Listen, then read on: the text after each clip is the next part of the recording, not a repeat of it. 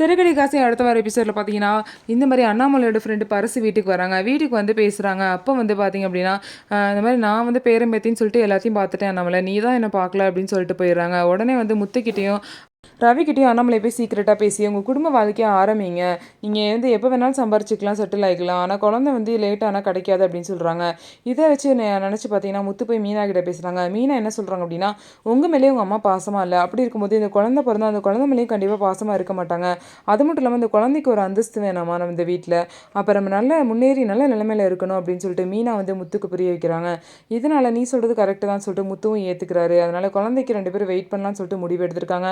இன்னும் சரி, ரவி ஸ்ருதி கிட்ட செட்டில் ஆகுறதுனா எதுன்னு எனக்கு தெரியல, இப்படியே வந்து டைம் போயிட்டே இருக்குது, அதனால நம்ம ஏதாவது முடிவு பண்ணலாம், நம்ம வாழ்க்கையை ஆரம்பிக்கலாம், நம்ம வந்து குழந்தை பெற்றுக்கலாம் அப்படின்னு சொல்லிட்டு ரவி சொல்லும் போதே ஸ்ருதி என்ன சொல்கிறாங்கன்னா, நான் அப்போ சொன்னதான் ரவி, நான் என்னாலலாம் குழந்தை பெற்றுக்க முடியும்னு சொல்லிட்டு ஸ்ருதியும் வீம்பாக இருக்காங்க.